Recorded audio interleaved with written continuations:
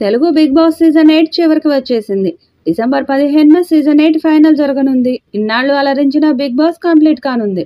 దాంతో నిర్వాహకులు OTT season 2 మీద దృష్టి పెట్టినట్టుగా సమాచారం. బిగ్ బాస్ సీజన్ 8ని ఓటీటీలో చాలా మంది చూశారు. రేటింగ్ కూడా అక్కడి నుంచి ఎక్కువగా వచ్చింది. దాంతో ఓటీటీ రెండవ సీజన్ని స్టార్ట్ చేయడానికి నిర్వాహకులు ఇప్పటికే ప్లాన్ రెడీ చేసినట్టుగా సమాచారం. జనవరి లేదా ఫిబ్రవరిలో ఓటీటీ రెండవ సీజన్ స్టార్ట్ కాబోతున్నట్టుగా తెలుస్తోంది.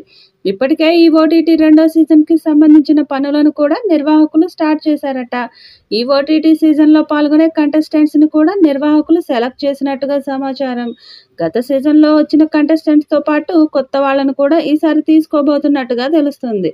ఇక ఓటీటీ సీజన్కి కూడా కింగ్ నాగార్జున హోస్ట్గా చేస్తారని సమాచారం. అన్నీ కుదిరితే బిగ్ బాస్ సీజన్ 8 ఫినాలే రోజు ఓటీటీ సీజన్కి సంబంధించిన ప్రకటన చేసే అవకాశము ఉంది. బిగ్ బాస్ షో స్టార్ మాకి అలాగే హాట్స్టార్కి మంచి రేటింగ్ని తెచ్చిపెడుతుంది. అందుకే ఈ బిగ్ బాస్ షోను కంటిన్యూ చేయాలని నిర్వాహకులు ప్లాన్ చేస్తున్నారు. ఈ షో వల్ల నిర్వాహకులకు భారీ ఆదాయం లభిస్తుంది. కాబట్టి ఓటీటీ సీజన్ కూడా త్వరగా స్టార్ట్ చేసి ఆడియన్స్కి మరింత వినోదాన్ని పంచాలని చూస్తున్నారట.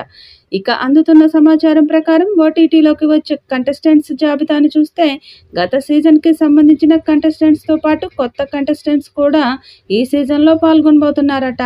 ఈ సీజన్లో రెండవ వారం ఎలిమినేట్ అయినటువంటి శేఖర్ భాషా, మూడవ వారం ఎలిమినేట్ అయినటువంటి అభయ్ నవీన్ వంటి వారు ఈ సీజన్లో కంటెస్టెంట్స్గా పాల్గొనబోతున్నారట.